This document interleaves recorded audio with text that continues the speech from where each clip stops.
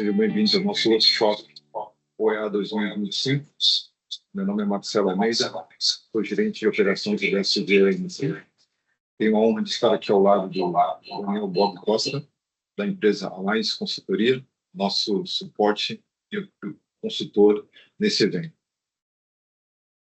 Programamos hoje um evento, uma conversa franca e aberta sobre o programa de operador econômico autorizado, que além de ser uma certificação, para nós, a DSV, é uma ferramenta corporativa que nos ajuda e nos apoia na condução dos nossos negócios com integridade e segurança à cadeia logística.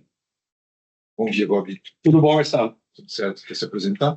Bom, meu nome é Daniel, da empresa Alliance Consultoria, como o Marcelo trouxe aqui. A gente está no mercado aí desde o início do programa de operador econômico autorizado e, como o Marcelo trouxe, acho que a proposta hoje é a gente fazer um bate-papo, apresentar um pouco do programa de operador econômico para vocês, para quem conhece, para quem não conhece. Então, eu acho que a gente vai tentar seguir ali uma escalada de evolução no conteúdo, né? E deixar também aberto para que vocês possam participar através do chat e, através do chat, fazer as perguntas que a gente vai elencando aqui durante essa nossa conversa e vai trazendo as respostas que vocês questionarem com a gente. Perfeito. Tá bom? Perfeito. Bob, para começar, Bora. como é que você explicaria para uma pessoa que nunca ouviu falar sobre OEA, o que é OEA? Bom, primeiro vamos entender como nasce o Programa de Operador Econômico Autorizado. Sim. Ele é uma iniciativa, primeiro, ele é uma iniciativa da Organização Mundial das Aduanas, que ele absorve dois programas que haviam, como projetos isolados no mundo. O primeiro é um chamado The Stayaway, que é um programa sueco de conformidade aduaneira, e o segundo, ele é um programa norte-americano, que é o CITPAT, que ele nasce derivado daquele 11 de setembro. Então, o CITPAT, olhando para questões associadas à segurança de fronteira, e do outro lado, o The Stayaway, falando sobre a questão da conformidade aduaneira para as empresas. Em 2005, a Organização Mundial das Aduanas, com essas duas iniciativas, ela traz isso para dentro e cria o Programa de Operador Econômico Autorizado, sendo uma ferramenta. Então, ele é uma parte de um trabalho maior, se a gente pode assim dizer, de facilitação do comércio. Então, a ideia dessa ferramenta é que as aduanas possam promover, hoje ainda de forma individualizada, mas que elas possam promover oportunidades para que as empresas tenham o seu comércio exterior simplificado, ou desburocratizado, se assim for a palavra. E a partir daí, o mundo ele começa a implementar o Programa de Operador Econômico Autorizado. Aqui no Brasil, ele existe desde dezembro de 2014, quando houve ali a implementação através de uma portaria COANA, de uma instrução normativa que foi a 1521, e o Programa de Operador Econômico Autorizado vem em substituição também a um outro programa existente aqui de conformidade, que era o Despacho Expresso Linha Azul. E hoje, 10 anos aí de Programa Operador Econômico Autorizado no Brasil, nós temos a estrutura do nosso programa extremamente alinhado com o que o programa da Organização Mundial das Aduanas traz, com a existência do módulo de conformidade, que trata das questões associadas à conformidade aduaneira, conformidade de processos aduaneiros, para que as empresas possam atuar em conformidade com o que a legislação local orienta. Nós temos o módulo de segurança, que cria condições para que as empresas possam estabelecer processos que visam garantir a segurança na cadeia logística internacional, importação e exportação. E nós temos também, desde 2016, aqui, alinhado com a estrutura da Organização Mundial das Aduanas, com o SAFE, né, que é o documento que orienta isso globalmente, o programa também com a possibilidade de integração com órgãos anuentes. Então, esses órgãos anuentes, como, por exemplo, a ANAC, o Anvisa, muito em breve, eu acredito também que outros órgãos, como o Vigiagro, né, o Ministério da Agricultura, agora também a ANAC, SESEX e tantos outros que fazem parte do comércio exterior e que possibilitam para as empresas essa questão de desburocratizar, né, de fazer com que haja para essas empresas que optam voluntariamente pela certificação, em ter processos menos burocráticos, né, processos mais simplificados nas suas operações aduaneiras aí. Seria um estímulo à transparência. Seria, sim, um estímulo à transparência. Se eu pudesse trazer aqui, como fazendo uma analogia, é como se a empresa tivesse ali um passaporte que ela pudesse ter um visto e cortar fila na hora que ela fosse ali fazer o check-in, né, se apresentar ali na aduana para cruzar a fronteira, ou, né, para as pessoas que se utilizam de carros, e em algumas regiões, é como se tivesse ali o tagzinho, né, do sem parar, daquelas empresas, onde a pessoa não precisasse parar no guichê, se apresentar, trazer ali, né, no caso, a informação e ter a sua mercadoria muitas vezes inspecionada, mas passar naquela fila preferencial com mais celeridade e dentro dessa celeridade continua ali com redução de custos, com possibilidades diversas que o programa traz para as empresas. Perfeito. Eu gostaria de fazer uma pergunta para você em cima disso que você colocou. Para você, o OEA, ele é para empresas de pequeno, médio e grande porte ou só apenas para empresas de grande porte? Marcelo, é assim, olha, hoje eu entendo o programa de operador econômico autorizado para todas as empresas interessadas em um processo de desburocratização. Tá? É claro, existem oportunidades que podem fazer, ao longo do tempo, que o programa de operador econômico autorizado ele seja mais simples. Mas, se nós levarmos em consideração o que nós tínhamos no passado, que era o despacho expresso linha azul, para o OEA, ele já trouxe muita simplificação.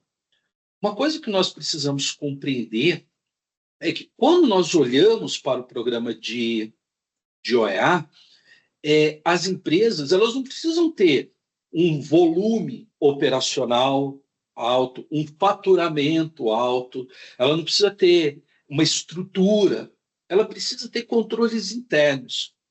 Então, quando a gente fala em controles internos, trazendo aqui um paralelo, é como se a empresa ela tivesse ali o interesse por uma certificação da ISO. A ISO, que é uma certificação internacionalmente reconhecida, ela orienta para controles internos e ela é aplicável para todas as empresas. O OEA é a mesma coisa. Ele é como se fosse uma ISO aduaneira, porém controlado no país, exemplo aqui no Brasil, pela Receita Federal ou pelas aduanas no mundo.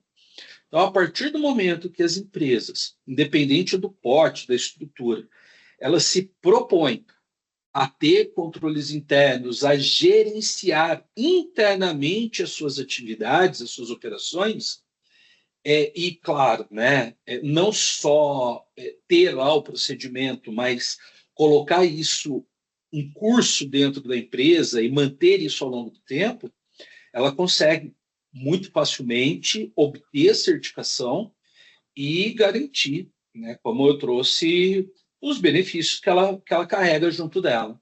Eu fiz essa pergunta porque alguns clientes nos perguntam: eu sou uma empresa de pequeno porte, como é que eu consigo? Eu sempre falo para os clientes que depende da sua organização. Né? Eu dou sempre o exemplo do controle de acesso. Sim. Uma empresa com 20 mil funcionários, ela não pode ter o controle de acesso numa planilha Excel. Mas uma empresa com 20, né, 15 funcionários, faz todo sentido ter Sim. um controle de Excel, porque não precisa ter um investimento num controle de acesso robusto, né? O controle ele é proporcional ao tamanho da estrutura da empresa. Então, isso é uma coisa legal e é interessante a gente trazer, porque assim, às vezes as pessoas acham que o programa de OEA é uma receita de bolo e ele não é receita de bolo. Quando a gente fala assim, olha, receita de bolo é que assim, para uma multinacional, como você trouxe o exemplo de 20 mil pessoas, eu tenho que adaptar os controles à estrutura. Da mesma forma que você disse, eu não posso ter lá um controle de acesso com uma planilha e um porteiro ali controlando 20 mil pessoas acessando aquela unidade. Agora, dentro de uma empresa de 5, 10, existem empresas de 5, 10 pessoas, né? Até por curiosidade, a empresa de menor estrutura em quantidade de pessoas que nós certificamos foram 3 pessoas. Legal. Aí você fala assim, pô, mas como que 3 pessoas conseguem ter controle? De novo, controle independe de estrutura. Ele se molda a estrutura. Então, a gente precisa ter esse olhar. É o que a consultoria auxilia algumas empresas a ter esse olhar, né? Ou deveria de auxiliar a ter esse olhar e adequar essa realidade. Perfeito. E, de um modo prático, Bob, qual que é a diferença entre as 3 certificações? Segurança, conformidade e o integrado? Tá? Então, assim, são módulos de um programa. É como se nós fôssemos adquirir ali uma ferramenta, um ERP, e eu tivesse, por exemplo, módulo financeiro, contábil, operações, compliance e assim sucessivamente. Então, quando nós olhamos para o módulo conformidade, nós estamos olhando aqui para a conformidade do processo aduaneiro. Então, hoje, o módulo conformidade ele é exclusivo para os importadores. Então, só o importador ele pode ser a conformidade. Por que isso? Porque quando nós olhamos para ele, ele está ali executando ações que estão associadas à descrição, à classificação tarifária, que é associada à conformidade aduaneira, aos registros operacionais, aos benefícios, né, aduaneiros, tributários. Então, existem requisitos que atendem de maneira exclusiva o importador. E aí estamos falando apenas aqui dos requisitos específicos, não aqueles gerais que irão atender a todos os módulos. O segurança, ele está olhando já para a segurança na cadeia logística. Ele não é o fluxo documental, ele é o fluxo físico da mercadoria. Então, quando nós olhamos para o OEA Segurança, eu acho que, assim, particularmente, ele é vendido de uma forma talvez equivocada, mas o OEA Segurança ele está para, né, o exportador, garantindo que haja a segurança no seu processo de exportação, mas, no meu ponto de vista, ele também deveria ser entendido para o importador. Se a gente está olhando cadeia logística, eu tenho processo de importação que devem também garantir a conformidade daquilo que está chegando fisicamente. Mas ok. E aí, esse módulo, ele também é extensivo ao transportador rodoviário, ao agente de carga internacional, o ODSV é certificada, aos recintos alfandegados de zona primária e secundária, para que esses possam gerenciar as suas atividades, os seus processos, em momentos, né, onde eles estão ali em contato com a mercadoria ou que eles estão subcontratando os seus parceiros para gestão desse processo, garantindo assim a conformidade física daquela mercadoria que está sendo transacionada. Já o OE integrado, ele é um módulo que ele só é permitido para as empresas após elas se certificarem como conformidade e segurança. Por que isso? Quando nós falamos do OEA conformidade e segurança, nós estamos falando de uma certificação direta com a Receita Federal, que é o órgão controlador do comércio exterior. Então, antes de eu ter qualquer licença com o órgão anuente, é fundamental que eu tenha junto com a Receita Federal, que é o órgão controlador.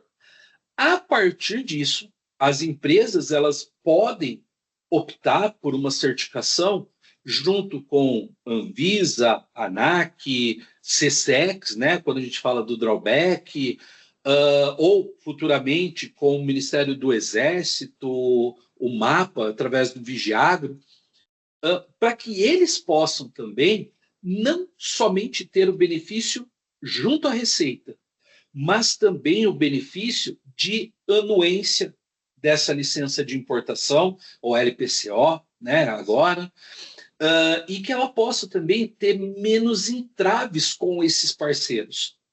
Um exemplo, a Receita Federal traz na sua estrutura, no seu site, informações de que uma empresa hoje vinculada também, certificada com a Receita e com a Anvisa, ela tem o seu processo liberado junto à Anvisa, ele sai de um tempo médio de 10, 15 dias para aproximadamente 1 dia e meio, 2. Então, imagina uma indústria farmacêutica que tem ali um tempo médio de liberação de carga junto à Anvisa, até para que haja todas as verificações e liberações necessárias, cai de 10 para 2 dias. Então, quanto que ela reduz de custo, quanto que ela pode vir a reduzir, provavelmente de estoque de segurança, que é onde a gente tem um valor agregado altíssimo, né? Então, são esses ganhos no fluxo logístico que passa a fazer com que o programa de OEA seja interessante para as empresas, né? Empresas que realmente queiram competir, queiram entregar ali resultados melhores do que talvez seus concorrentes. Aproveitando o gancho da sua fala, você já me estender para... Você falou do tempo de liberação, no caso da Anvisa, mas, no modo geral, né, quais são os principais benefícios para uma empresa assim que ela é certificada com o programa OEA? Então, eu vou dividir aqui em 2 momentos. Tá? O que no portal da Receita, a teoria ela traz? Sim. E depois eu vou trazer um pouco da nossa prática como consultoria. Então, assim, a gente olha os benefícios, então existem lá alguns benefícios que são muito intangíveis, como, por exemplo, fazer parte do fórum consultivo, usar e o logo do programa de OEA. Eu acho que essa questão institucional, ela mostra para o mercado, e quando a gente fala mercado, a gente está falando um mercado local, para a aduana, que é o órgão controlador do comércio exterior, então para o governo, e também globalmente, porque ele é um selo global, então ele mostra para o mundo que aquela empresa é uma empresa que atua legalmente. A gente tem uma imagem de empresa em compliance. Perfeito. Então, vamos usar essa palavra que é bonita e falada no mercado, né? O legal é falar as palavras bonitas às vezes. Então, assim, é uma empresa que atua em conformidade com toda a regulamentação aduaneira, tributária. Então, ele mostra essa imagem para o mercado e para o mundo. Esse é o primeiro ponto. Depois, os benefícios da simplificação no trânsito. Então, para o importador, para o exportador, a gente tem ali essa redução no tempo do trânsito aduaneiro, que pode desmembrar em redução de custos operacionais e também redução de estoques internos. Perfeito. Tá? Porém, então, isso daqui é o grosso modo. Quando a gente fala de redução, entra o despacho sob água, o despacho sob nuvens, são as ações que vão causar isso. Para o lado da consultoria, é uma coisa que a gente nota muito para as empresas que atuam de forma correta com o programa de OEA, que consegue entender a essência do programa de operador econômico autorizado, muda a questão cultural, que eu acho que aí é o ponto que a gente poderia pensar que é um benefício muito importante. O que é a mudança cultural? A mudança cultural é conscientizar as pessoas de que fazer direito é legal, que planejar é importante para que a gente não fique ali apagando incêndio no dia a dia, que gerenciar processos faz uma diferença muito grande. E com isso, ele nasce essa ideia do sistema de gestão que eu fiz ali a correlação com a ISO, que é assim, eu vou implementar um sistema de gestão, o OEA é um sistema de gestão, apesar de em alguns momentos ele ser vendido simplesmente como uma legislação a ser cumprida, ele é um sistema de gestão. De novo, ele é uma ISO aduaneira. Então, a partir do momento que a empresa entende isso, ela consegue gerenciar melhor, a cadeia logística, o comércio exterior, e é muito importante para as empresas, ele se torna algo que é importante e que traz um resultado acima da média. Eu concordo com você, porque na DSP nós entendemos que o E é como uma ferramenta de governança corporativa. Sim. Né? Ele nos apoia, nos traz uma conformidade e nos ajuda a melhorar cada dia mais os nossos processos. Isso é muito importante. E em cima disso, Bob, eu gostaria de saber de você por que o EA deve ser visto como investimento estratégico, né? Como tudo que você já falou, um pouquinho mais, e não só apenas um selo para ter lá no logo da assinatura do e-mail. Bom, eu acho que parte dessa pergunta eu acabei já respondendo, mas eu quero só estender, então, para tentar ser um pouco mais completo nisso que eu disse. Deixa eu tentar trazer exemplo aqui.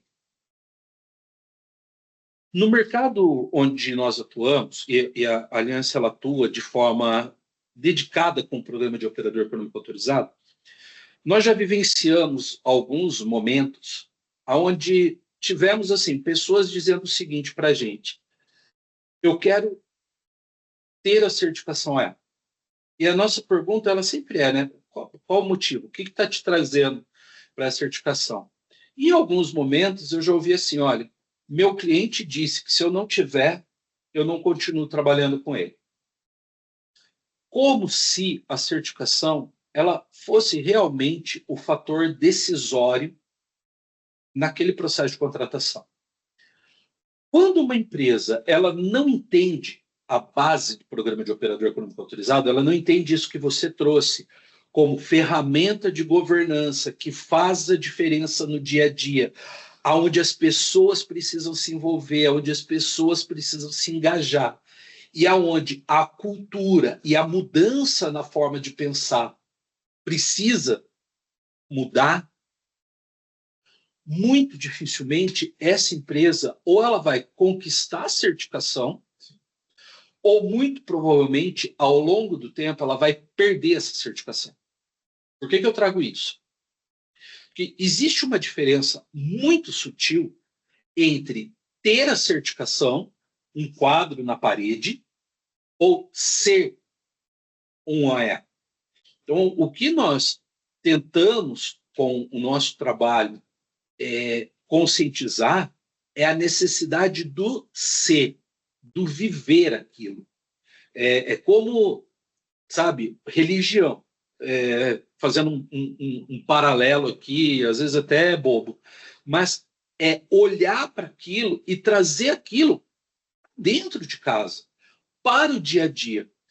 E assim, nós temos que entender que não é sistema de gestão, e isso acontece muito dentro das empresas, e por curiosidade, até ontem eu estava em uma e a pessoa falou assim, mas não adianta fazer o registro da não conformidade no dia anterior à auditoria. Isso acontece. As coisas precisam acontecer todo dia. Não é a auditoria agendada, né? Pessoal, parem as máquinas porque temos que gerar informação para o jornal de amanhã. Sabe aquele negócio de editorial de jornal, de periódico? Então, assim, ó, parem as máquinas. Já víamos no filme do Homem-Aranha, né? Parem as máquinas. A gente tem notícia nova aqui. Então, não dá para gerar registro no dia anterior à auditoria. Isso tem que ser gerado ao longo do tempo, porque senão a Receita Federal ela vai olhar o histórico de maneira aleatória e de maneira aleatória ela não vai encontrar a real evidência. Eu queria só trazer um exemplo que eu achei muito legal. Uns dias atrás, nós participamos de um evento, o EA, num cliente lá em cidade de Sumaré, né? E chamou a atenção o engajamento das pessoas, né? Principalmente do alta liderança da empresa, né? Participando ali, estando ativamente no evento e sabendo exatamente o seu papel naquela situação, dentro do programa. E eu queria ouvir de você como que é o envolvimento, como deve ser o envolvimento da alta liderança da empresa em relação ao programa EA. Tá, total, total. Porque o que acontece? Vamos fazer também, né? Se o cacique da tribo, cara, não começar a dança da chuva, ninguém vai fazer a dança da chuva, sabe? Então a ideia é essa. A diretoria, a liderança, ela tem que comprar a ideia. E não é comprar a ideia financeiramente. Ela tem que comprar a ideia, principalmente, da mudança cultural. Da mudança cultural. Eu vou trazer um outro exemplo aqui que a gente teve, que me veio agora na cabeça. Nós, no momento, a gente tem um cliente e a gente estava explicando para ele essa necessidade de mudança, o dono da empresa, e ele virou para mim e para a equipe que estava junto comigo e disse o seguinte: há 30 anos nós trabalhamos da mesma maneira. Se em 30 anos eu fiz o que fiz e cheguei até aqui, para que eu tenho que mudar? E aí, isso me bateu de uma forma que eu falei assim, a pessoa ela ainda não entendeu o produto que ela está querendo comprar. Ela quer um produto, ela quer o resultado que esse produto vai trazer para ela, mas ela não quer viver a jornada que esse produto vai demandar dela. Ou seja, é como se eu fosse na loja ali, no centro da cidade, num shopping, comprasse um produto e colocasse ele na minha prateleira e está tudo bem. Se a diretoria da empresa, se a alta administração, ela não tem a compreensão, a estrutura não vai mudar. Então, olha, nós precisamos que a empresa faça um procedimento, como eu comentei aqui anteriormente, sobre classificação e descrição tarifária de mercadorias. Vamos entender como isso funciona. Não, tem procedimento. Eu faço assim. E aí a informação está na cabeça da pessoa. Essa pessoa não pode pegar um resfriado, não pode ter uma dor de barriga, não pode tirar férias, ela não pode ser mandada embora. A empresa se torna refém dela. Então, essa mudança de cultura, ela tem que existir e ela tem que nascer na auto-administração. Até porque o Excel, né, é um problema. Ah, o Excel é uma ferramenta que, ó, maravilhosa, mas só tem um pai. Só tem um pai. Exatamente. Obi, e como que o EA se conecta, né, para você, no seu ponto de vista, a agendas como ESG, como compliance, como sustentabilidade? Boa. A gente vem acompanhando ao longo desses anos que o OEA existe, tá? E principalmente aqui no Brasil, nos 10 anos que nós temos aqui, o Programa de Operador Econômico Autorizado, ele vem passando por evoluções. Então, não só no mundo, mas aqui também. E dentro dessas evoluções, eu vou falar aqui no Brasil, que eu acho que fica mais vamos né, centrar aqui no Brasil. A Receita Federal, ela vem entendendo essa janela de unificação. Então, se nós formos olhar para ESG, governança, OEA, tudo isso é governança, tudo isso é compliance, tudo isso é rema em direção a ter uma empresa que atua dentro de padrões éticos, né, ou ditos como éticos, globalmente reconhecidos. Claro, alguns países mais avançados, outros menos, mas estamos remando para uma mesma direção. Então, assim, o programa de operador econômico autorizado, ele mudou a estrutura dele em 2023, houve uma revisão ali através da Instrução Normativa 2154, em dia 26 de julho de 2023, houve uma revisão. Dentro dessa revisão, houve o acréscimo de requisitos voltados, por exemplo, à questão ambiental, que hoje fala sobre controle de pragas. Houve requisitos que ingressaram que fala sobre plano de contingências. Então, assim, se alguma coisa der errada, como que você vai gerenciar isso para evitar que haja uma exposição negativa da sua marca?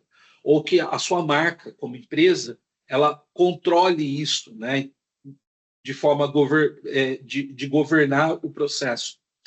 Houveram também introduções voltadas à necessidade de se gerenciar o processo, porque isso não existia declaradamente no passado. Então, hoje o programa ele fala, olha, é importante que se tenha um comitê, que se discuta, que se reúna, que façam análises críticas, que haja melhoria. Então, isso, no passado, ele não existia. Então, claro, nós estamos passando por um processo de amadurecimento, de evolução. E esse processo, claro, até nós chegarmos no mundo ideal, ele vai demorar tempo, mas o programa de operador econômico autorizado ele vem sim se unificando, né? Se juntando com essas outras questões que são discutidas dentro das empresas. Interessante, interessante. E, do seu ponto de vista, qual que é o principal erro de uma empresa ao implementar ou tentar implementar um OEA? Não vou chamar de erro, eu vou chamar de desafio. Perfeito. Tá? Porque, assim, às vezes a gente erra por não saber o que tem que fazer. Bom, quais são os desafios mais significativos que a gente tem? Eu vou elencar aqui alguns. Tá? Primeiro, a questão cultural. Mudar a cultura ela não é algo tão simples e não é algo tão fácil. Mudar a cultura, ele exige das empresas comprometimento, principalmente da alta administração. Então, a alta administração ela tem que participar disso, ela tem que estar envolvida com isso. Esse é o primeiro ponto. Segundo ponto é o engajamento das pessoas. Muitas vezes você compra o programa de OEA e esse programa ele é rotulado como seu. Ele não é seu. Ele é um programa da empresa. Um outro erro que a gente que a gente encontra muito é que você falou a palavra, ela ficou na minha cabeça. Outro desafio que a gente encontra muito é assim, muitas vezes quem nos procura e quem toma frente desse processo são os departamentos de comércio exterior. E eu não estou aqui dizendo que isso está errado. Mas, dentro das empresas, comércio exterior tem uma função de fazer com que a mercadoria chegue, ou de fazer com que a mercadoria seja enviada para o cliente nas melhores condições possíveis. Comércio exterior não tem como prioridade gerenciar sistemas de gestão. Muitas das empresas, acredito que muitas das que estão até participando aqui com a gente hoje, têm áreas de gestão da qualidade. Tem certificações como uma ISO já implementada ou outras, onde essas equipes de gestão da qualidade tem como propósito de negócio fazer isso. Então, vamos colocar aqui assim na mesa um exemplo. Imagina você, está aqui com a gente, que é profissional da área de comércio exterior, ter que parar o teu embarque lá da Ásia, que está vindo, da Europa, que está vindo, de algum lugar do mundo que está vindo, para ir até o departamento de tecnologia de informação para ver se está acontecendo backup.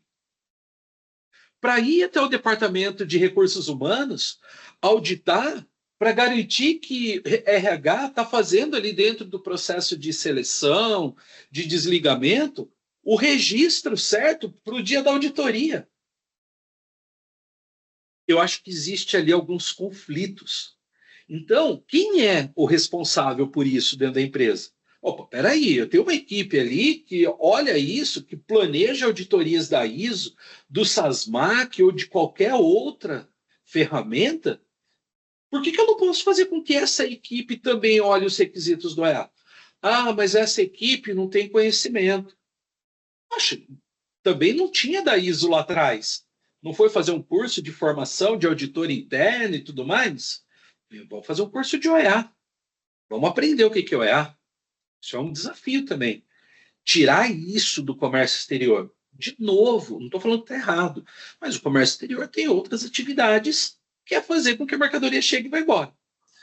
Só para não me estender muito aqui. Treinamento, que eu comentei agora. Então, treinamento é outro ponto complicado. Ah, eu não tenho tempo para parar para dar treinamento. Então, como que você quer que o seu funcionário saiba o que tem que ser feito se você não parou para orientá-lo sobre o que o programa de OEA pede que seja feito para que ele execute no dia a dia? A gente também tem uma incongruência aí. Né? E outros fatores. Vai embora. Eu concordo. Mudança de cultura não implica você falar uma única vez. É todo dia. É todo dia. Você colocar isso todo dia, entendeu? E colocar para as pessoas a importância desse processo, de como isso é importante para o business, para o negócio da companhia. Isso é muito importante. E aí eu vou brincar com uma outra pergunta para você, Gob. É por isso que é tão difícil manter a certificação?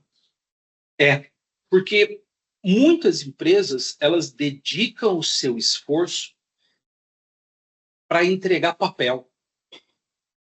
Não muda a cultura. Elas entregam papel, elas entregam procedimento. Então, o que eu estou querendo dizer aqui? Daniel, a consultoria ela veio, ela orientou que nós desenvolvêssemos procedimentos. Ela sentou junto com a equipe e ela, ali em conjunto, desenvolveu procedimentos. Ok, temos um procedimento. E no outro dia? Como que isso se mantém? Muitas vezes esse papel ele é colocado dentro da gaveta e ele é esquecido. E a pessoa ela continua executando aquilo que ela sempre fez, que é completamente diferente daquilo que ela pôs no papel e ela só colocou bonito no papel para atender uma demanda, um requisito do programa. O que pode acontecer é, no dia da auditoria, dependendo do profissional que vai fazer o processo de validação, ele ter ali até uma certa flexibilidade de entender que a empresa está se adaptando, tudo. Então, ele vai depender muito do profissional. Só que ao longo do tempo, isso não se mantém. Nós já tivemos experiências onde a pessoa nos chegou e falou assim, olha, eu quero fazer a manutenção do programa de OEA. A hora que nós pegamos aqui o documento era de 2019, eu estou falando desse ano, 2025. E aí a primeira pergunta, assim, de 2019 a 2025, vocês não olharam esses procedimentos? E a pessoa da empresa olhou para mim e falou assim, não, nunca foi revisto. Então, essa percepção de você lá no passado vendeu uma certificação, tentou levar essa conscientização, e as pessoas não compreenderam isso. E a gente hoje, na manutenção, faz um retrabalho de tentar conscientizá-las. mas a gente ainda vê que existe resistência por parte das pessoas, de que assim, isso é um papel, né? Nunca foi cobrado, nunca foi. Então, isso ele tem que entrar na rotina, ele tem que entrar no dia a dia. Senão, muito provavelmente, ao longo do tempo, se perde. E é muito mais fácil perder lá na manutenção, né, do que às vezes na própria certificação. Exato. Porque mudança de cultura, processos, procedimentos, gera constância. Precisa de constância, né? Senão não há nível. Né? Igual eu queria trazer um outro ponto aqui para você. Quais os riscos? Uma empresa qualquer certificada, ela conquistou a certificação, ela estabeleceu seus processos, organizou seus processos, estabeleceu a cultura da empresa, mas quais os riscos de parceiros comerciais para uma empresa OEA? Tá. Então, assim, ó, também, vamos aqui dividir. Internamente, ela tem que gerenciar seus processos.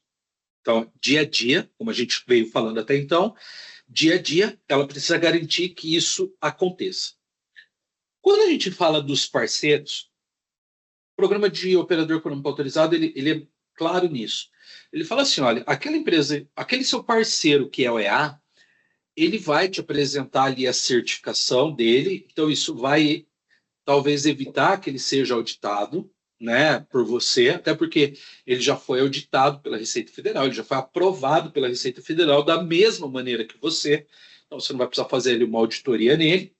E o teu parceiro não certificado, no qual a Receita Federal pede que se faça uma avaliação de risco. Dentro desse contexto, a gente primeiro precisa mudar, e aí eu vou voltar na questão cultura.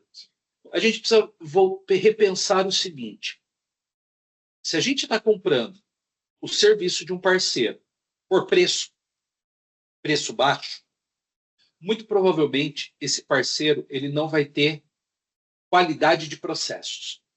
Porque as coisas não se casam, sabe? Para eu fazer, exemplo, uma formação, uma graduação, uma pós-graduação, um MBA, um curso de inglês, um curso de alemão, mandarim, tudo bem que hoje é um pouco mais fácil, mas assim, historicamente, isso demandava de investimento. Para eu contratar um profissional que tenha esse tipo de qualificação, esse profissional ele tem que ter investido, seja dinheiro, seja tempo, né? E aí, muitas vezes, a empresa ela vai contratar quem? Aquele parceiro que cobra pouquinho, que às vezes não tem o veículo, mas ele terceiriza. Então, a gente começa a entrar ali numa emboscada que é muito forte. Porque assim, olha, eu contratei um agente de carga, estou falando aqui como se fosse um importador. Eu contratei um agente de carga que contratou uma transportadora, que subcontratou um motorista, só que o agente de carga não é OEA, a transportadora não é OEA, o motorista não é OEA. Então, o agente de carga, eventualmente lá, ele não tem controle nenhum, ele contrata uma transportadora que também não tem controle, ele contrata um motor... Para ter droga dentro da tua carga, ou seja, risco da cadeia, ele dispara. E aí, quando a gente fala em avaliar o parceiro com base em risco, a empresa ela tem que fazer uma avaliação. E aí a gente volta na cultura interna. Quem que tem disponibilidade para auditar o meu parceiro? Será que é a pessoa do comércio exterior? Ou é o pessoal da gestão de qualidade que tem conhecimento disso? Aí eu vou auditar meu parceiro. Ele não tem nada. Ele respondeu um monte de não. Se a gente for real, vamos ver, né, o que tem. Não é faça uma autoavaliação, porque ninguém se autoavalia negativamente. Sim. Então, assim, tem um monte de não. Ah, não, nós vamos assumir o risco. O risco ele está lá em cima. E eu já vi empresas não sendo certificadas porque contrataram lá um monte de parceiros que estavam juntando os cacos para poder, né, carregar um container ali.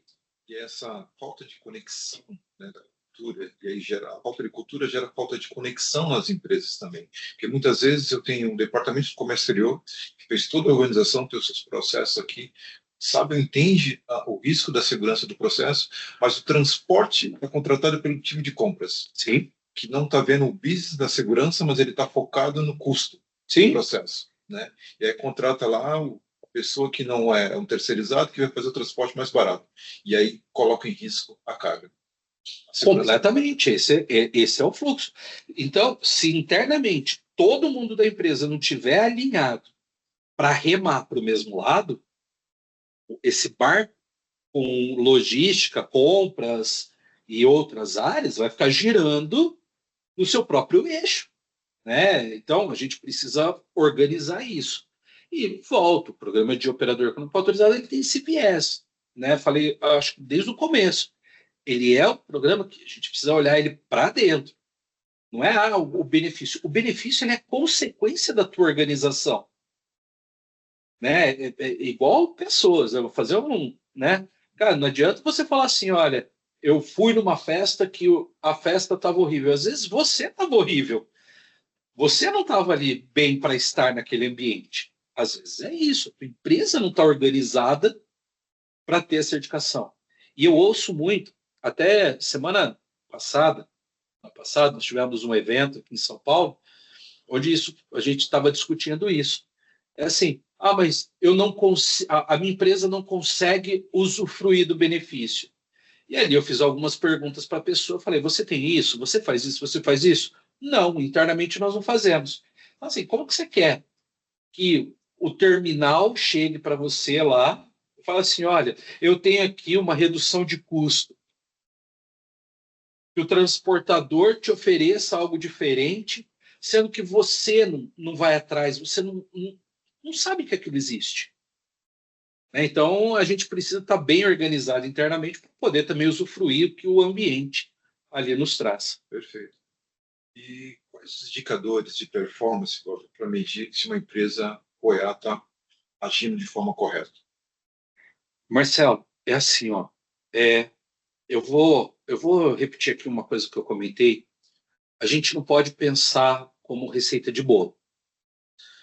Indicador de performance, ele também muda muito de empresa para empresa. Então, por exemplo, uma grande empresa, eu vou pensar os indicadores com base naquilo que ela operacionaliza. Para uma pequena empresa, é uma outra maneira de pensar. Mas nós temos, e aí eu só vou, não vou, acho que numerar os indicadores, porque, de novo, vai ter uma variância muito, muito significativa. Mas eu acho que é muito importante nós termos os indicadores. Então, as pessoas entenderem, conhecerem o seu processo e, dentro do seu processo, entender quais são os possíveis indicadores que vão sinalizar se eu estou bem ou mal. Então, por exemplo, um indicador, tá? Eu falo assim, todos os meus parceiros comerciais auditados e validados. Então, assim, mas Daniel, eu tenho parceiro que tomou nota 9, eu tenho parceiro que tomou nota 3. Então, esse parceiro que tomou nota 3, eu vou ter que ter um plano de ação para ele, para que ele, inicialmente, se for claro o interesse da empresa, melhore o atendimento. Não estou falando em relação a custo, eu estou falando em relação a processos, a segurança. Tá? Então, eu vou tentar trabalhar com esse meu parceiro para ele melhorar o indicador. Ao longo do tempo, se ele não teve evolução, eu também tenho que ter ferramenta de deixar de trabalhar com ele. Porque, assim, se eu estou ali trabalhando com ele, estou demandando meu tempo, estou trabalhando para que ele possa melhorar, não somente para me atender, mas para que ele possa melhorar o atendimento dele a todo o mercado dele, e ele não está evoluindo, a gente tem que entender que ele também não tem interesse nisso. E se ele não tem interesse, eu também tenho que entender que eu não tenho mais interesse em trabalhar com ele, porque ele pode colocar a sua operação em risco. Então, imagina assim, olha, amanhã, exemplo, sai na mídia que a DSV estava envolvida com tráfico internacional de droga, porque lá no processo tinha uma transportadora que subcontratou um terceiro lá, que fica alocado no porto, e esse terceiro parou no caminho porque não estava monitorado, rastreado, contaminou a carga. Mas só assim, mas não foi eu que contratei o terceiro. Mas A minha corresponsabilidade foi pela contratação de um parceiro que subcontratou. Então, eu sou corresponsável na cadeia logística. E essa corresponsabilidade, ela pode chegar até mesmo do importador, do exportador. Então, imagina assim, o exportador ser envolvido civil e criminalmente, a DSV civil criminalmente, e todo mundo até se justificar que foi uma ação isolada do motorista, sem o conhecimento. Até lá, a tua certificação já está exposta, né, no mercado aí. Com certeza. Então, por isso que eu acredito que deve ser o maior desafio, né, dos nossos clientes, nosso também, é com relação à mudança de cultura. Porque quando você muda a cultura, você consegue absorver e controlar todos esses processos, né? E no teu ponto de vista, Bob, como transformar, né, o EA em uma cultura organizacional? Dá uma dica para o nosso pessoal, como que ajudar-nos a envolver a todos os departamentos da empresa, a ter uma sinergia com todos olhando para uma segurança para a conformidade da cadeia logística. Tá. É assim, olha, aí eu vou trazer um pouco da nossa metodologia de trabalho. Então, a nossa metodologia de trabalho, ela começa da seguinte maneira: a gente precisa ter ali uma reunião de alinhamento com todo mundo, inclusive com a alta administração. Esse é o primeiro ponto que a gente tem que ter ali. Tá? Então, lá na parte comercial, a gente já apresenta sobre o que é o programa de OEA, o que ele vai demandar. Então, a empresa ela não está comprando um produto que ela não conhece, tá? Ela tem que ter clareza daquilo que ela está comprando. Então, a gente tem que ser muito claro. Tá? De novo, você pode optar por nós, pode optar por outras empresas, isso é normal, mas ela tem que ter certeza daquilo que ela está adquirindo como prestação de serviço. Então, a gente traz essa informação para eles na nossa reunião comercial. Havendo ali o início do projeto, a gente vem com uma demanda de uma reunião de abertura, de trazer. E nesse momento, a gente já traz ali de forma clara: olha, o papel da alta administração, o papel da área de gestão da qualidade, o papel de todas as áreas, para que nós possamos alcançar ali o propósito. E essa ideia da cultura, ela é conversada desde o início. Então, como você próprio disse, ele não é uma única conversa. Ele é conversa contínua, enquanto existe ali o nosso contrato de prestação de serviço.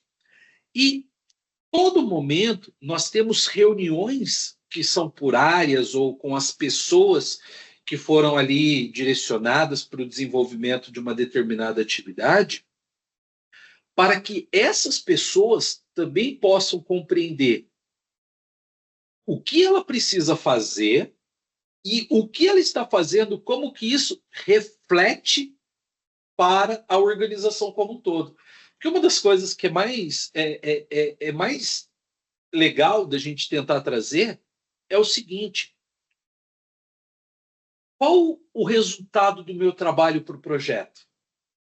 Se a pessoa não tem essa percepção de qual é o resultado do trabalho dela para o projeto, muito provavelmente ela não vai ter a percepção de que aquilo é importante. Entendeu? Então, assim, esse trabalho ele precisa ser construído ao longo do tempo. Eu acho que o fundamental é isso, é ter esse investimento na conscientização das pessoas. Do meu ponto de vista, também, acho que muitas empresas colocam, somente envolve nessa questão de OEA, no projeto, no programa, aqueles entendem que sejam os cargos sensíveis. Ou os líderes. Ou os líderes, né? E acho que, no meu ponto de vista, é um desafio, para não dizer um erro, né? Porque eu acho que o programa de segurança tem que abranger todos, sim, na empresa. E aí, do seu ponto de vista, Bob, cargos sensíveis, né, para você, o que seriam e o que pode dar dica para os nossos clientes, como abranger melhor isso para poder também incluir na questão de cultura das empresas? Tá. É assim, olha, o programa de operador econômico autorizado ele traz como conceito do cargo sensível aquele profissional que ele está ligado diretamente ou com a movimentação física da mercadoria ou com a informação do processo. Porém, a gente precisa compreender o cargo sensível de uma forma também um pouco mais ampla. Por quê? Mas tomar um cuidado para não envolver todo mundo, senão ele perde o conceito da sensibilidade. Por que eu falo de uma forma talvez até um pouco mais ampla? Porque algumas áreas muitas vezes não são envolvidas. Exemplo, recursos humanos, tecnologia de informação. Muitas vezes essas áreas não são compreendidas. Por que eu falo isso? Quando a gente fala, por exemplo, o pessoal da área de TI, o pessoal da área de TI muitas vezes tem acesso a sistemas onde essas pessoas podem obter a informação e usar indevidamente essa informação no mercado. Né? A questão aqui é o uso indevido da informação operacional que pode colocar aquele fluxo em risco. Ou seja, a gente não está falando, o OEA não está falando no roubo, no furto da mercadoria, mas sim na possibilidade da introdução de alguma coisa que venha ali a ser levada junto com o seu processo. O RH, da mesma maneira. Então, imagina, eu tenho ali informações sobre os profissionais que podem se tornar algo extremamente sensível. Então, exemplo, eu tenho lá as informações de um profissional, que ele é um motorista, ou ele é um expedidor, onde eu sei que aquele profissional está com dificuldade financeira, que ele está com problema de saúde na família, e ali a pessoa do RH ele pode pegar essa informação que ele obteve através de um laudo médico, de uma conversa com essa pessoa, e entregar isso lá para o traficante. Fala para o traficante, olha, faça uma abordagem nessa pessoa, por exemplo, porque ela está com dificuldade. Então, ela é quem manipula a carga. Ela que vai colocar, por exemplo, esse seu produto ilícito no embarque. Em contrapartida, você traz um benefício financeiro para ele. Eu te dei a informação, você abordou a pessoa correta, a pessoa fragilizada pode, né, ser corrompida, isso vai depender muito da questão da pessoa, ética e tudo mais. Ela pode ser corrompida e esse fluxo pode dar certo. Então, a profissional do RH que passou a informação ganhou alguma coisa, a pessoa que contaminou a carga ganhou alguma coisa, e o traficante embarcou aquela carga destinada para o exterior, aonde ele sabe que tem lá um receptor na outra ponta. Então, essa é a ideia do cargo sensível. E aí, de novo, internamente, a gente precisa planilhar. Então, o que é planilhar? A gente traz uma metodologia de criar uma matriz de risco. Essa matriz de risco ela vai trazer questões, né, que a gente elenca, e dentro dessas questões, os cargos. E entender se o cargo ele tem muito contato com carga, pouco contato com carga, muito contato com informação sensível, muito contato com cliente ou outros parceiros comerciais. E a partir daí a gente vai começar a entender cargo a cargo como que ele se enquadra dentro desses requisitos e ali a gente vai ter uma ponderação se ele é ou não. Né? Então a gente já tem uma metodologia de chegar até essa resposta. Você não vai por um ponto já de futuro do EA, Futuro. inovação. Né? Ixi, a gente pela frente. Futuro é amanhã. Né? Agora que a bola de cristal começa a funcionar. Exatamente. Quais evoluções você enxerga, né, para o EA nos próximos anos? Em questão de benefícios? Questão de benefícios gerais. Tá. Então, assim, ó, o que nós temos? De novo, vou trazer aqui para Brasil, tá? Até porque cada país está num momento. Eu acredito que todo mundo que está aqui presente vem acompanhando que o governo brasileiro vem investindo muito no desenvolvimento do portal único, do catálogo de produtos, né? Vem investindo muito em inteligência artificial, em blockchain. Então, a gente tem, né, o programa de OEA como uma ferramenta que as empresas OEA já começaram antecipadamente usando o portal, antecipadamente fazendo o registro da DU e da DI, né? Então, tudo isso, né, o CCT, a LPCO, então, esse conjunto de coisas para a modernização do comércio exterior. Quando nós falamos em modernização, a gente também abre novos cenários, cenários que até então não existiam, como, por exemplo, abre para novos benefícios, que eu vou tentar ilustrar um pouco aqui, e também abre para novos desafios. Quais são os desafios? Muitas empresas elas olham para a gente, para o programa de OEA e tudo mais. Ah, mas eu tenho aqui 99% de canal verde. Eu não preciso do OEA. Tá, ela está olhando para o benefício, mas ela não está olhando para a cultura. Ela está olhando para o que o programa traz.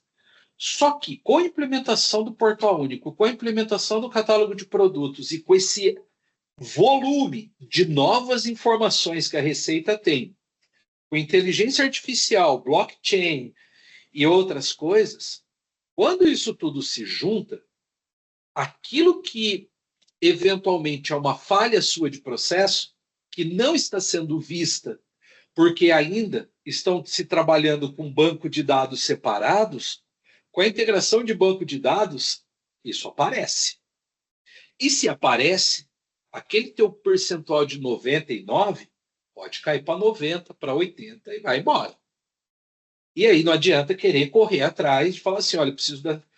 que é uma outra coisa que acontece.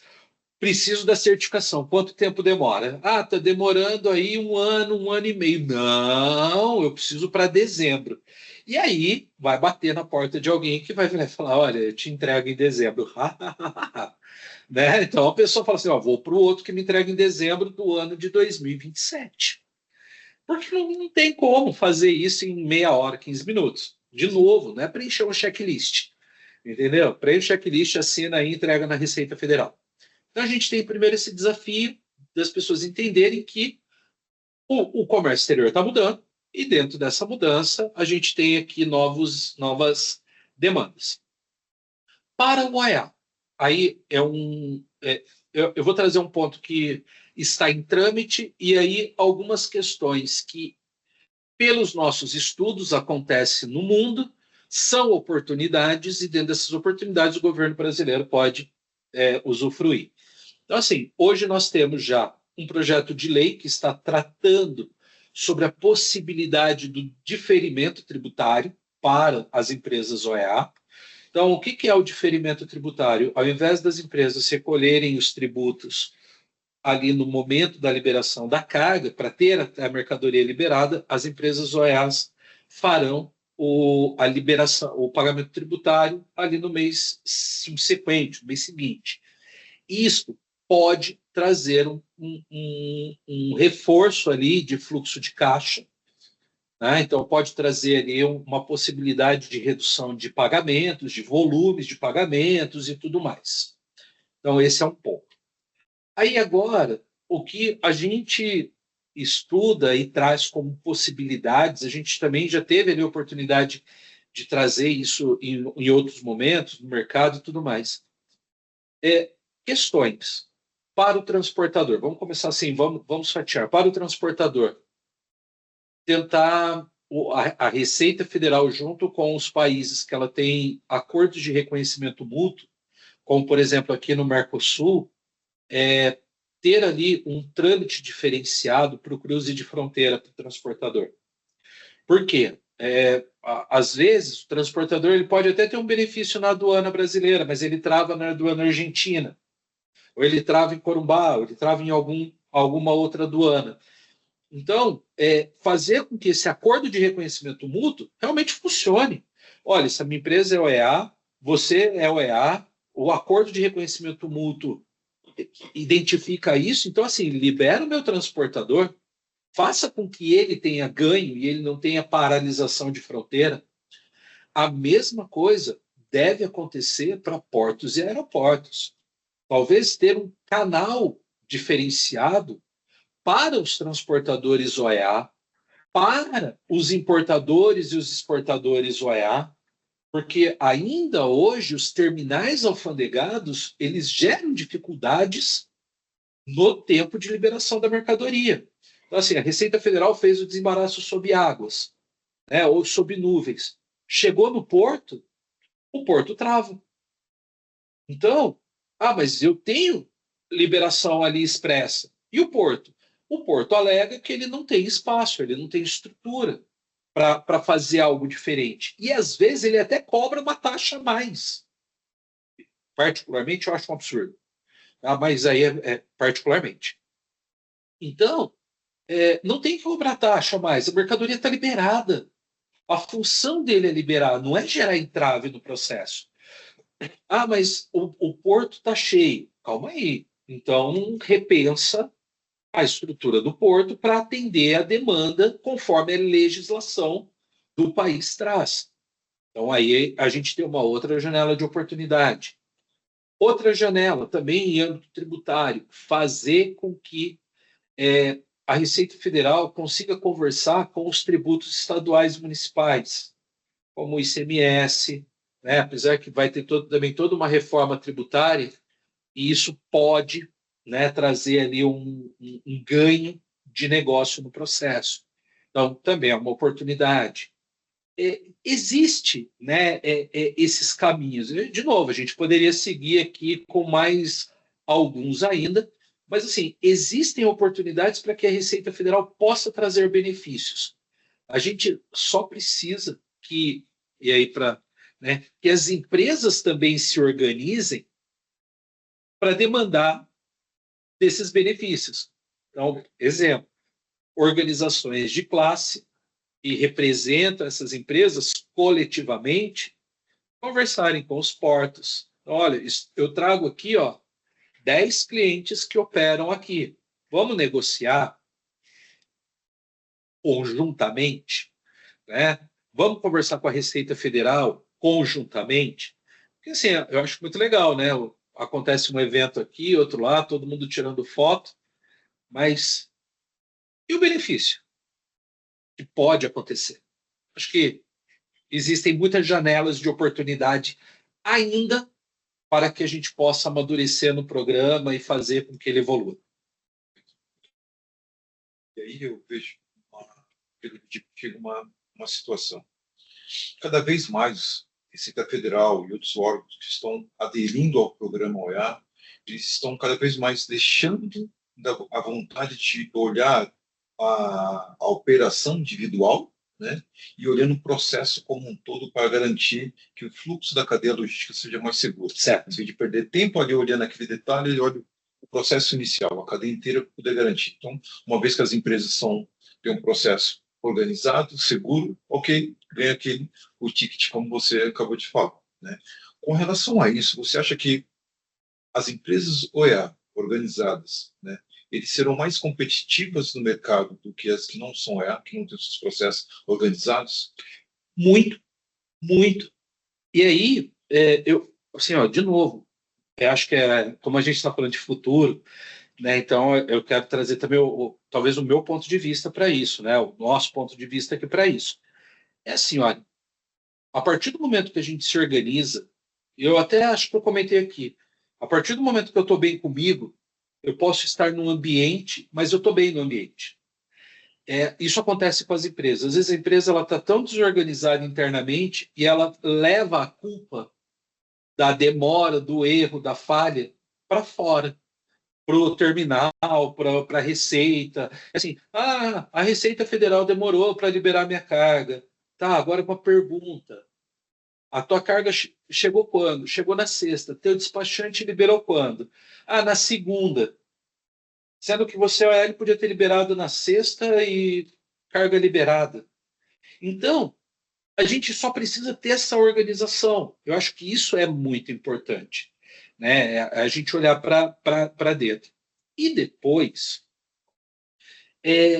dentro do que você trouxe ali como pergunta, o mercado também ele precisa se organizar. De novo, né? O mercado precisa exigir que aqueles benefícios que estão sendo ofertados sejam cumpridos. Porque se nós não exigirmos isso, seja individualmente, seja coletivamente, aquela pessoa que te vendeu está preocupada, porque ela também não está fazendo esforço. Sabe aquele negócio? Comprei um curso. Quem me vendeu o curso não vai ficar me ligando para eu fazer o curso. Meu, o curso está lá à disposição de você, o prazo de validade, sei lá eu, é 30 dias, um ano. Se você fizer dentro do prazo, feito. Se você não fez, a responsabilidade ela é sua. Então, assim, a gente precisa entender realmente quais são os benefícios, como nós podemos usufruir desses benefícios e exigir que esses benefícios ocorram. Né? Então, por exemplo, o transportador, vamos voltar aqui na ideia do transportador. Existe lá o trânsito simplificado para o transportador, que é o EA. Existe o trânsito simplificado. Por que não se vai discutir o trânsito simplificado? Por que o transportador não senta na mesa com a Receita Federal, com os recintos, e pede a execução disso? No passado, havia aeroportos, aqui no estado de São Paulo, que ofereciam janelas específicas para essas empresas OEA. E um outro aeroporto com menos de 100 quilômetros de distância não oferecia. Então, assim, eu tenho uma legislação nacional que está sendo executada por quem quer. E a gente precisa que seja executada por todo mundo que está dentro da cadeia logística. É só exigir isso da Receita de alguma maneira.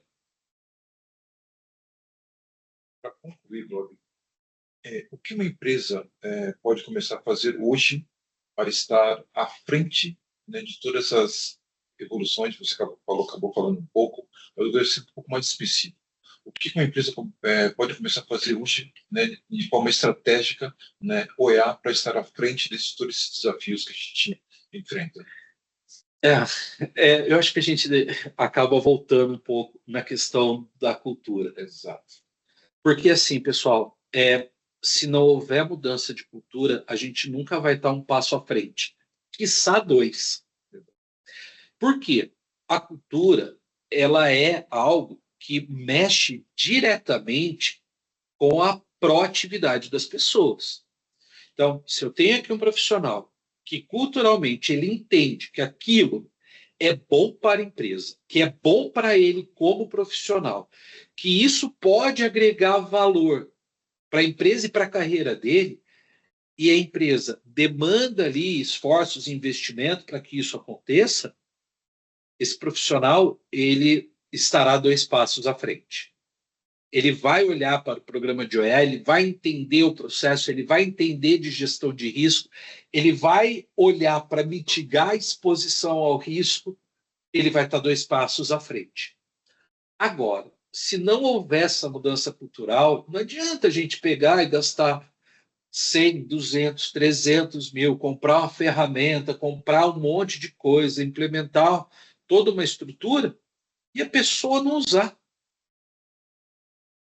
Não serve para nada.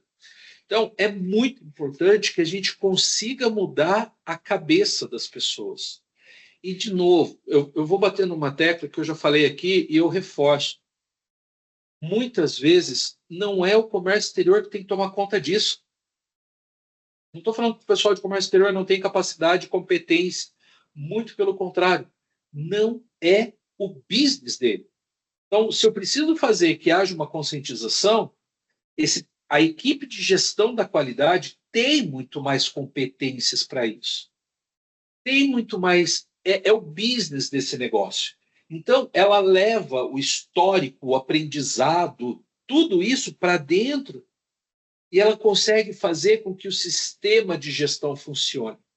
Até porque, se nós tivermos um sistema de gestão para isso, um sistema de gestão para o OEA, um sistema de gestão para outra atividade, ele começa a ficar muito difícil de ser controlado, sistemas de gestão diferentes. Então, unifica-se. E, às vezes, com muita frequência, a gente vê, né, o OEA separado de todos os outros sistemas de gestão, como se fosse o patinho feio ali da empresa. Sabe? tá ali de fora, o primo pobre, né, que não tem tanta condição, mas que quando a empresa vai perder, pô, dá um dispara ali, uma preocupação, porque quando perde o EA, muitas vezes perde cliente, perde negócio, perde benefício do trânsito, aumenta estoque de segurança, e aí bate no bolso da alta administração, da diretoria, da empresa. Então, é assim, olha, eu não quero investir, mas eu também não quero perder. É complicado. Fora a reputação da empresa também que fica manchada. A gente não costuma, a gente costuma publicar aquelas empresas que ganham a certificação. Eu acho que eu tenho uma das coisas que eu tenho mais orgulho de fazer é publicar quem ganhou. Agora, quem perdeu, eu não publico, mas, nossa, às vezes o pessoal joga lá nas redes sociais, porque o concorrente fica feliz com isso. Sim. O concorrente fica feliz. Ele fala, opa, meu concorrente perdeu lá. E assim, e o mercado olha e o mercado fica preocupado. Por que perdeu? A pergunta sempre é, por quê? O que você fez de errado? Qual o motivo? Por isso, tão grande manter, viver o EAP. Verdade. Perfeito. Tem que estar no DNA. Exatamente. Fabi, para concluir, nós vamos olhar aqui algumas perguntas dos nossos clientes. Uma pergunta aí. A Mariane Casanova pergunta: nós somos uma empresa com 95% do processo de importação e somente 5% de exportação. Ainda não está muito claro, né, na minha mente. Qual a diferença entre o EAC e o EAS? Consegue explicar? Consigo sim, Mariane. Vamos lá. Ó. O EA Conformidade, ele está olhando para o teu processo documental, para aquela preocupação de gerar os registros aduaneiros de forma correta. Então, esses registros aduaneiros, independente se ele é na importação ou ele é na exportação, ele precisa ser gerado de forma correta, em atendimento à legislação aduaneira vigente. Então, o E-Conformidade, ele trará para a empresa subsídios, né, até de estabelecer processos e procedimentos, para que essa documentação esteja em acordo e que você não tenha ali nenhuma infração aduaneira relacionada a essa questão documental, do registro, da qualidade do registro e assim sucessivamente. Ou é a segurança, ele vai olhar para o teu fluxo logístico. Então, a preocupação sua como empresa para que haja um fluxo logístico mais rápido. Muitas empresas, aí eu vou trazer também de forma bastante abrangente, Mariana, até porque eu não conheço o negócio de vocês, mas é assim, ó, muitas empresas falam, eu tenho um volume muito baixo de exportação. Ou é a segurança, ele é viável para mim? Eu falo, é. Por quê? Porque a partir do momento que você tem o OEA Segurança, você tem ali, de novo, uma credencial para mostrar para o mercado exterior que a sua empresa é uma empresa que promove processos seguros. Então, essa promoção aí do processo seguro, ela vai ser reconhecida pela aduana de destino dessa mercadoria, pelo seu importador.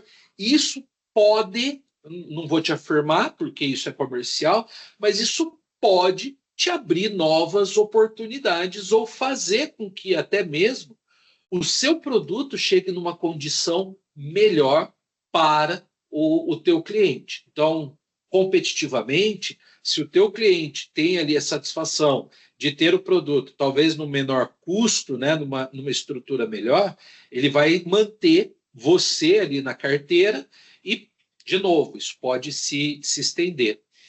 Então, são módulos diferentes que estão olhando ali de forma complementar. E só para finalizar, Mariane, é assim, olha, no meu ponto de vista, tá? O OEA, ele, apesar de ter o módulo de conformidade, a gente entende ele, que o módulo de segurança é o que garante essa questão da segurança que as cadeias logísticas precisam ter. Até porque né, independente do país, todos eles têm problemas.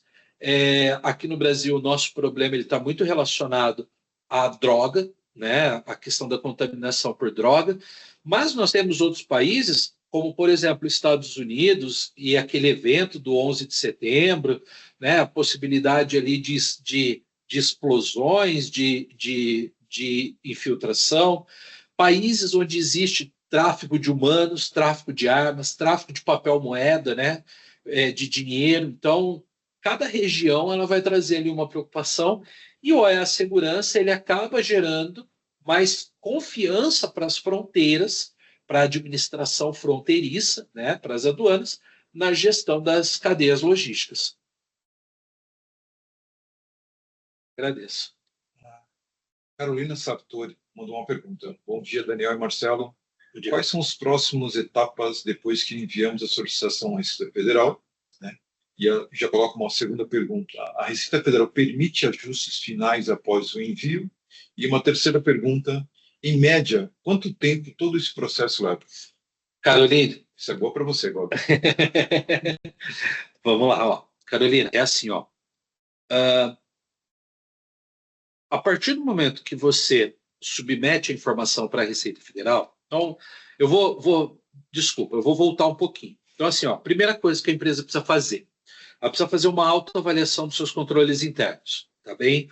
Então, essa autoavaliação é entender os seus controles internos, confrontá-los com o que o programa pede, orienta, e fazer ali as adequações necessárias para que haja alinhamento entre o que vocês executam versus o que o programa solicita.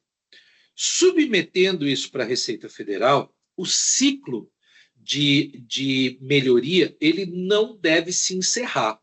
Então, assim, você pode fazer atualizações dentro da plataforma da Receita Federal, e eu acho que isso é até saudável, tá? A gente orienta muito isso aos nossos clientes.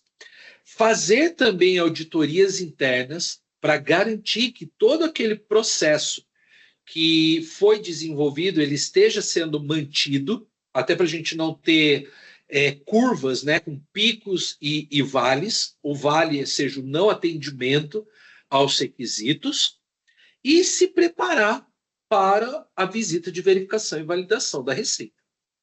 Havendo a sua certificação, note, o processo ele não se finda. Na verdade, ele começa uma nova fase que é a manutenção. É garantir que continuamente as suas equipes, as áreas internas da sua empresa, elas continuem mantendo e, sempre que possível, melhorando os processos. Tá? Então, é um ciclo contínuo de gestão mesmo. Por isso que eu digo, os sistemas de gestão das empresas profissionais, eles já têm essa mecânica muitas vezes implementada, né, essa rotina, e eles vão incorporar isso a essa rotina já existente. Então, para eles, isso não é difícil. Depois, a gente tem aqui a outra pergunta que você comentou, é com relação a tempo. Né? Média. Há 2 semanas atrás, Carolina, a gente teve um cliente que foi auditado no estado de São Paulo. Ele estava com um processo, eu acho que é um dos maiores tempos, 912 dias. Demorou do momento que ele protocolou até o momento da validação da Receita Federal.